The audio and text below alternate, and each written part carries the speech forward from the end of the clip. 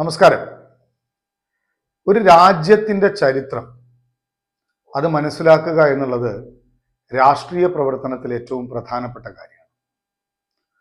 ഒരുപക്ഷെ ഇന്ത്യയുടെ സ്വാതന്ത്ര്യ ചരിത്രവും പുതിയ ഇന്ത്യയുടെ ചരിത്രവും ഏറ്റവും അധികം ഒട്ടി നിൽക്കുന്നത് ഇന്ത്യൻ നാഷണൽ കോൺഗ്രസിനോടൊപ്പമാണ്. ഇന്ത്യൻ നാഷണൽ കോൺഗ്രസിന്റെ ചരിത്രവും ഇന്ത്യ ചരിത്രവും ഒരുമിച്ച് നമുക്ക് പഠന വിധേയമാക്കാം. ഏറ്റവും പ്രധാനപ്പെട്ട കാര്യങ്ങളെ ചേർത്തുകൊണ്ട് നമുക്ക് ഒരു പഠന ക്ലാസ് ആരംഭിക്കാം.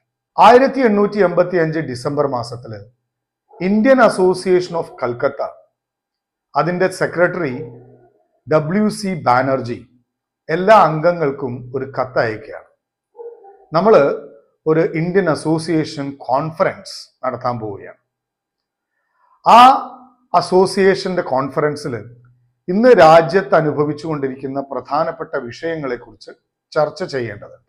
ഇതേ സമയം തന്നെ ബ്രിട്ടീഷ് സിവിൽ സർവീസിൽ നിന്ന് വിരമിച്ച അലൻ ഒക്ടേവിയൻ ഹ്യൂം അഥവാ AO ഹ്യൂം ഇന്ത്യൻ പ്രതിനിധികളെ ചേർത്തുകൊണ്ട് ഇന്ത്യക്ക് വേണ്ടി സംസാരിക്കുന്ന ഒരു വേദി ഒരുക്കാൻ വേണ്ടി തുനിഞ്ഞു മുന്നോട്ട് ഇറങ്ങി വരികയാണ്. ഈ കാലയളവിൽ തന്നെ രാജ്യത്തിൻ്റെ വിവിധ ഭാഗങ്ങളിൽ ഇത്തരം ഓർഗനൈസേഷൻസും അസോസിയേഷൻസും എല്ലാം ഇത്തരം ചിന്തകളുമായി മുന്നോട്ട് പോവുകയായിരുന്നു. ഇത്തരം സമാന ചിന്താഗതിക്കാരെ AO ഹ്യൂം ബന്ധപ്പെടുന്നു. എല്ലാവരെയും 1885 ഡിസംബർ 28 ഒരു ഉച്ച സമയത്ത് Gokuldas Tejpal Sanskrit college and boarding house ബോംബെയിൽ അവിടെ വിളിച്ചു ചേർക്കുകയാണ്. അന്നാണ് ആദ്യമായി രാജ്യത്തെ മുഴുവൻ സമാന ചിന്താഗതിക്കാരും ഒരുമിക്കുന്ന ഒരു സ്ഥലമുണ്ടാവുന്നത്. അതിനവര് ഇന്ത്യൻ നാഷണൽ യൂണിയൻ എന്ന് പേരിട്ടു. രാജ്യത്ത് അന്ന് നിലനിന്നിരുന്ന സാമൂഹിക സാമ്പത്തിക പ്രയാസങ്ങളെ കുറിച്ച് ചർച്ച ചെയ്യാനായിരുന്നു അവർ ഒത്തുകൂടിയത്. വൈദേശിക ഭരണത്തിൽ നിന്ന് രാജ്യത്തെ മോചിപ്പിക്കുക എന്നുള്ളതൊന്നും അന്നത്തെ അജണ്ടയെ ആയിരുന്നില്ല. പക്ഷേ രാജ്യം അനുഭവിക്കുന്ന പ്രധാനപ്പെട്ട പ്രശ്നങ്ങൾക്കെല്ലാം കാരണം വൈദേശിക ഭരണമാണ് എന്നവർക്ക് സംശയമില്ലായിരുന്നു. അവര് ആവശ്യപ്പെട്ടത് വളരെ ന്യായമായ ചില കാര്യങ്ങളാണ്. അതായത് തൊലിവെളുപ്പ് കാരണം ബ്രിട്ടീഷുകാരൻ കാണിക്കുന്ന റേസിസം അവസാനിപ്പിക്കണം. നിയമനിർമ്മാണത്തിൽ ഒരു തരത്തിലും പ്രാദേശിക വ്യക്തികൾക്ക് പ്രാധാന്യം കൊടുക്കുകയോ അവരുടെ പ്രശ്നങ്ങൾ മനസ്സിലാക്കുകയോ ചെയ്യുന്നില്ല. ഇവിടെ നിന്നും വിദേശങ്ങളിൽ പോലും പോയി പഠിച്ച് തിരിച്ചെത്തുന്ന ബിരുദധാരികൾക്ക് തൊഴിൽ കൊടുക്കാനില്ല. ഇന്ത്യയിൽ അച്ചടിച്ചു വരുന്ന പത്രങ്ങളുടെ മേൽ പലതരത്തിലുള്ള റെസ്ട്രിക്ഷൻസ് ഏർപ്പെടുത്തി വെച്ചിരിക്കുകയാണ്. ജനങ്ങൾക്ക് നികുതിയുടെ പേരിലും മറ്റുമായി വരുന്ന വലിയ പ്രയാസങ്ങൾ അവരുടെ ദൈനംദിന ജീവിതത്തിൽ ബുദ്ധിമുട്ടായി ഭവിച്ചുകൊണ്ടിരിക്കുന്നു.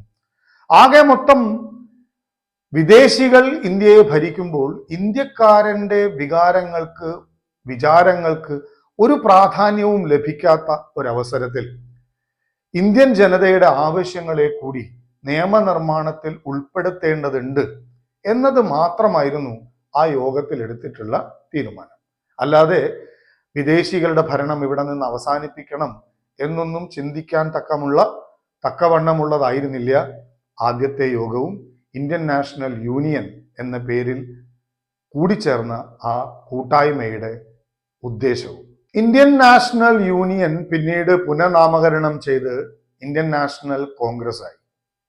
സുരേന്ദ്രനാഥ് ബാനർജി, ദാദാഭായ് നവറോജി, മദൻ മോഹൻ മാളവ്യ തുടങ്ങിയ ധീരദേശാഭിമാനികളുടെ ബലിദാനം ആ പ്രസ്ഥാനത്തിന്റെ ഏറ്റവും വലിയ അടിത്തറയായി.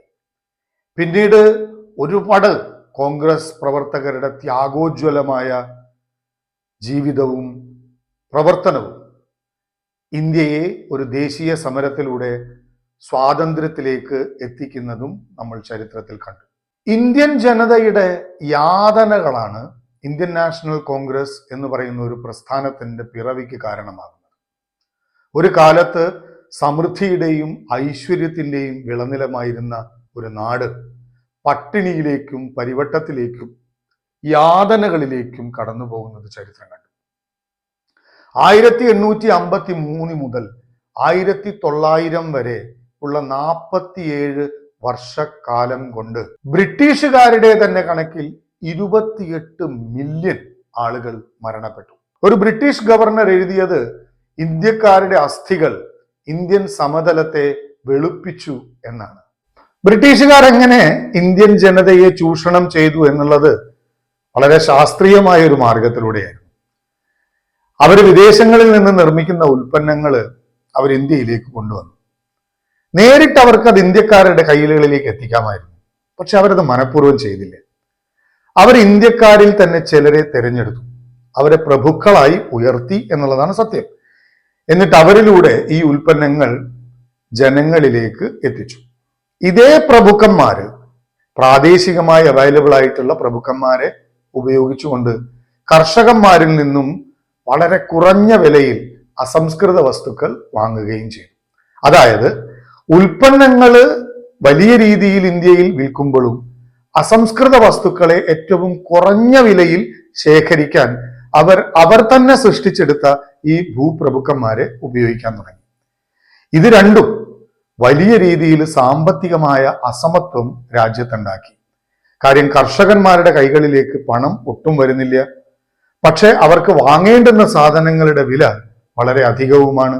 മാത്രമല്ല സമൂഹത്തില് സ്വാഭാവികമായും ആഡംബര വസ്തുക്കൾ പോലുള്ള സാധനങ്ങൾ വളരെ അധികം ലഭിക്കുന്നു. രാജ്യത്തെ ഒരു ചില വിഭാഗങ്ങൾ മാത്രം, പ്രധാനപ്പെട്ട ഈ പ്രഭു വിഭാഗങ്ങൾ മാത്രം ജീവിതത്തിൽ ഓരോ പടിയിലും ഉയർന്നുയർന്നു പോകുന്നത് അവർ കാണുന്നു. അപ്പൊ സ്വാഭാവികമായും ആ പ്രഭുഗണത്തിലേക്ക് വളരാൻ സാധാരണക്കാരൻ മത്സരിക്കാൻ തുടങ്ങി. അത് വളരെ കൃത്യമായി ബ്രിട്ടീഷുകാർ ഉപയോഗിക്കുകയും ചെയ്തു. പ്രഭുക്കന്മാരുടെ എണ്ണത്തെ അവർ നിയന്ത്രിച്ചുകൊണ്ട് തന്നെ വളർത്താൻ തുടങ്ങി. അതായത് ആ പ്രഭുക്കന്മാർ അവർക്ക് നേരിട്ട് ജനങ്ങളുമായി ഇടപെടുന്നതിന് പകരം ജനങ്ങളിലേക്ക് അവർക്ക് വേണ്ടത് എത്തിക്കാനും ജനങ്ങളിൽ നിന്ന് അവർക്ക് വേണ്ടത് എടുക്കാനും വേണ്ടുന്ന ഒരു ഇന്റർമീഡിയറ്റ് ഏജന്റായി അവർ വളർത്തിയെടുത്തു. ഇത് ചൂഷണത്തിന്റെ ശക്തിയെ വർദ്ധിപ്പിച്ചു.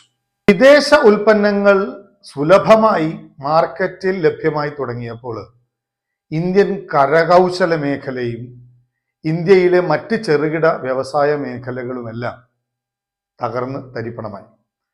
അങ്ങനെ ഒടുക്കം അവരെല്ലാവരും കൃഷിയിലേക്ക് തിരിഞ്ഞു. ഇന്ത്യയിലെ ഭൂരിഭാഗം ജനവും കൃഷിയിലേക്ക് തിരിഞ്ഞപ്പോൾ കാർഷിക ഉൽപ്പന്നങ്ങൾ വളരെ അധികം കൂടി. അറിയാലോ, ഉൽപ്പന്നങ്ങൾ കൂടുമ്പോൾ ഡിമാൻഡ് കുറയും.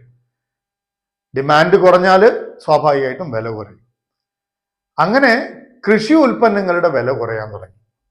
അപ്പോ കൃഷി വിട്ട് ഇനി എന്ത് ചെയ്യും എന്ന് ഇന്ത്യൻ ജനത ആലോചിച്ചു തുടങ്ങിയ സമയത്താണ് വ്യവസായ വിപ്ലവം ലോകത്തെമ്പാടും ആരംഭിക്കുന്നത്.